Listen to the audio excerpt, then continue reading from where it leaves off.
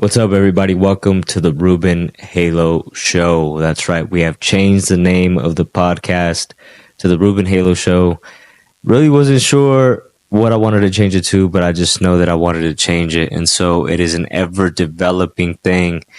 However, thank you for hopping on to another episode. And as promised, we are going to be putting out a lot more valuable content for you in 2025. We are locked in. We are ready to go. We are going to be recording, constantly putting out valuable information here on the podcast platform, whatever podcast platform you tune into, social media, Instagram, YouTube, Facebook, Threads, working on Twitter, LinkedIn, all that good stuff. Valuable information regarding real estate, entrepreneurship, branding, personal, travel, everything you need to know.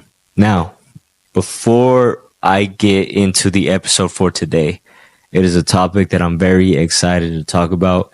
And we're starting to get real. We're starting to get real, honest, and authentic in the podcast. And I love that. That is a tone that I've been wanting to establish with this podcast since I started this podcast. But as you know, or if you know, and even if you don't know, when you're starting something, you're navigating through it, trying to figure yourself out. That's kind of what happened with me in my real estate career. And it's happened to me in other areas of my life as well. However, you always have to come back and remember who you are. Remember where you come from. Remember what you have accomplished. Remember what you have gone through. And I constantly try to do that. And one of the things that has helped me get back to that recently was taking a look at the new Lion King movie. I love Lion King. It is my favorite, one of my favorite movies of all time. And the new Lion King movie that came out, I believe it's called Simba. I didn't even pay attention. However, it is a story about Simba and no, it's called Mufasa. I apologize. It's called Mufasa. It is a story about how Mufasa, his story was passed down to the son of Simba. And it's just a super dope story, but it brings me back always to the scene in The Lion King when the monkey, I forget his name, but he tells Simba, after Simba runs away, to remember who he is. And I love that scene. And so in this episode, I'm going to touch on some of the challenges that I have faced as a first-generation real estate agent, a first-generation Mexican-American entrepreneur, and pretty much a first-generation everything, because I'm breaking through barriers, I'm pioneering my way, I'm making things happen. I'm trying to do it the best way possible. Sometimes I know exactly what I need to do, and sometimes I don't. Sometimes I have to take a step back. Sometimes I have to think. Sometimes I have to remember who I am to be able to proceed as authentically as possible. So, I have a question for you. Have you ever felt like the odds were stacked against you? As a first-generation business owner, I know that feeling all too well. Starting from scratch, navigating unknown territory, and trying to break through barriers can feel overwhelming. I've been there before. But you know what? You can overcome it all.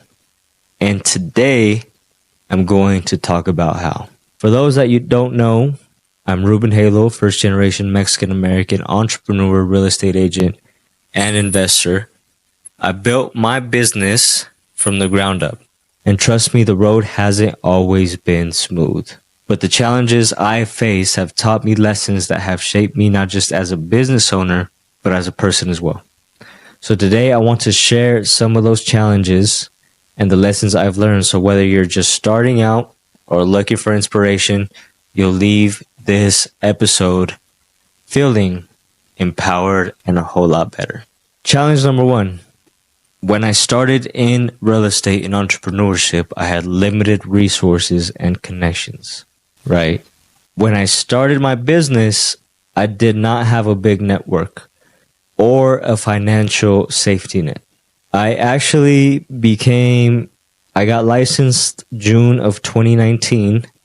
I was working part-time at T-Mobile, and after a couple of months, I realized that if I wanted to be successful in real estate, I had to go all in. And so around September or October of 2019, I decided to quit my secure W 2 part time commission job at T Mobile. And to be able to pay for my expenses, I cashed out what was very, very little amount in my 401k account at that time. I probably had around 4 or 5k. And it was just me and my ambition and a whole lot of determination at that point. Understanding that if I wanted to succeed at something, I had to go all in. I had to devote myself like I had done before in previous endeavors that I had taken upon. And what comes up to mind are the experiences that I had when I was playing sports growing up. Honestly, sports saved my life. I think sports is a huge reason why I'm here today. It was an outlet for me, a healthy outlet. It taught me many, many, many skills that sometimes I don't even feel like I use all of them as I should today. But they definitely taught me a lot of skills. And so when I decided to become a full-time real estate agent around September, October of 2019, I had very little money. I had very little knowledge about real estate, the industry, about how to do anything really. I didn't understand the process of how to buy a house myself. And it is all something that I learned as I was seeking mentorship, as I was educating clients, myself as well. I learned to be resourceful at that time. I leveraged free resources like networking events, online courses, and mentorship opportunities. And I focused on building relationships, and that was key. Every connection I made brought new opportunities. If you're starting with limited resources, remember that your resourcefulness is your greatest asset, right? You can always, if you look for it, you will find it. Connections are out there. Networking is out there. It's important to note that over the course of my 5 years in real estate, I have invested over $150,000. Coaching and sales training and, networking as well.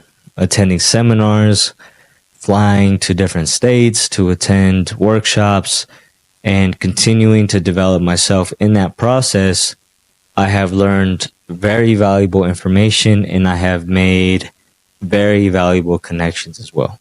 The second challenge that I have been able to overcome, and I can confidently say that going into my 6th full-time year in real estate, they say that if you can make it past 5 years as a business owner, especially in real estate, you have made it. You have established yourself in the market. And one of the things that I can confidently say that I have overcome at this point is self-doubt and imposter syndrome. As first-generation professionals, as first-generation entrepreneurs, investors, etc., this is something that I know we all struggle with. We all struggle with imposter syndrome. We're first generation. We've never been through this before. Our parents have likely not talked to us about entrepreneurship and investing. We don't understand investing strategies. We don't understand the different ways to become an entrepreneur. We don't understand the different ways to purchase and invest in real estate. We don't understand how to navigate the corporate world. And so this, for me, started even back in college, trying to navigate through classes and semesters and a new environment with a whole lot of people that didn't look like me, which was new to me. And so, I reflect on all that. And again, I remind myself of who I am.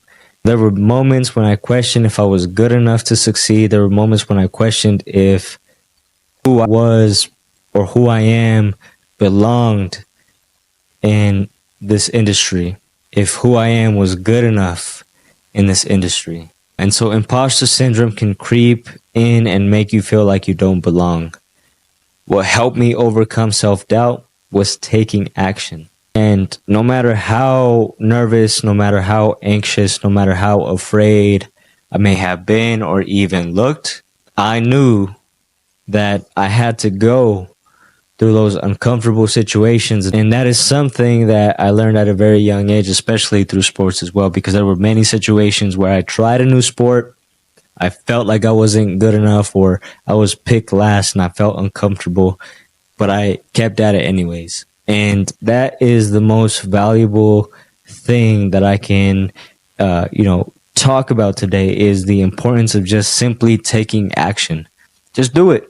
Just take action. You have nothing to lose and a whole lot to gain. And I'm sure, and some people have told me, and some people haven't. A lot of people probably haven't, but I'm sure that my resiliency and perseverance and the things that I have done and the action that I have taken and the growth that people have been able to see within myself and my career, that has motivated people to take action themselves and pursue something that they want to pursue. Every small win, whether it was helping a client or closing a deal, boosted my confidence. Every call that I made, every no that I got, every yes that I got, every win, every loss, it all helped me for the better. Obviously, the good, positive victories help your confidence a whole lot more. You definitely want to make sure you win and you celebrate those wins. The other important thing is surround yourself with supportive people who remind you of your worth, and remember, progress, not perfection, is what matters. To help you genuinely want to see you succeed. And typically those people are people that are not competing with you. Those people are content with their own journey, with their own success, right? Don't get me wrong. I feel like there's competition in this industry, and there's nothing wrong with competition. I am a huge proponent for competition, healthy competition. In any case, I feel like the people that you surround yourself with have to be colleagues, have to be willing to work with you and vice versa, and have to seek a win for everybody. Challenge number 3 has been balancing culture and business. As a first-generation Mexican American, I come from a certain way of living, certain belief systems, certain mindsets. And so I have been on this personal self-development journey for, I'd say, about probably since I started college when I was 18 years old. I am about to turn 32 years old. And evolving and growing and shedding old skin and developing new belief systems and new ways of doing things and feeling and just everything. As a first generation entrepreneur, business owner, or just person, student, or whatever you want to fill in, you are conflicted. You go through this inner struggle, this inner battle that I'm going to start talking about, that I think is important to talk about, because I feel like there's not enough conversation about this topic out there. But we go through this inner struggle where we get, well, I'll speak for myself. I have felt guilt and I have felt shame for for growing, for evolving, and knowing that, in a sense, I was leaving my family behind in the way that I think. Now, I don't want to devalue or talk down on my family whatsoever. There are very valuable principles that come from my family, and I have been able to embody those principles, and because of those principles, I am where I am today. However, we cannot deny that these are some of the challenges that we face. So as a first-generation entrepreneur, family and cultural obligations are a big part of life, and balancing those with running a business can feel very overwhelming at times. Instead of seeing this as a challenge, I embrace it as like my superpower. My culture has taught me resilience because, let's face it, us Mexicans were very resilient. The importance of hard work because, let's face it, we work very hard. Now, the challenge or the opportunity sometimes is learning how to work smarter, not harder. But we know how to work hard. I grew up seeing my parents wake up at 4 or 5 o'clock in the morning every single day. Monday through Friday, sometimes Saturday, working on the weekend, side hustles. My dad was a mechanic. My mom used to sell burritos and tamales. I grew up around this stuff, so we know how to work very hard. And we value each other. We value our community. Those are values, and those are now the foundation of how I run my business. And there are a lot of things that there are pillars within my business that I am proud of, such as character. Character is a huge part of how I operate my daily life. in how I operate my business. Integrity is very important in my business. Honesty is very important. Generosity is very important in my business, right? So for me, overcoming those challenges is maintaining a balance of the growth that I am making, how I am evolving, where I am headed, and at the same time, again, remembering who I am, remembering where I come from, remembering the beautiful principles and values that come from my culture, that come from my people. Even though we may not think the same way or see everything eye to eye, I still love and appreciate those people as much as I can. Now, sometimes I'm going to voice my opinion. I'm going to voice, where I'm at. I think I try to do it as healthy as possible. Balancing the two has been a challenge, and I overcome that challenge by remembering who I am and embracing who I am becoming. Challenge number 4, which is very, very important, is facing market uncertainty. I got into this industry before the global pandemic, and I became a full-time real estate agent about 3 months before it officially hit. March 2020 is when the pandemic hit, and I had decided to become a full-time real estate agent January of 2020. Since then, the market has been all over the place. 2020 was a pandemic. 2021 was nuts. Prices were going through the roof because interest rates were low. 2022, we saw a shock in the market when rates went from 3% to about 7% in a matter of 4 or 5 months. In 2023 and 2024 have been fluctuating. The beautiful thing for me, and something I'm very, very proud of, is that I have been able to succeed in all of those markets through hard work, through hustle, through focus, and understanding how to help my clients and continuing to grow has been a catalyst for my success, my gradual success throughout those markets.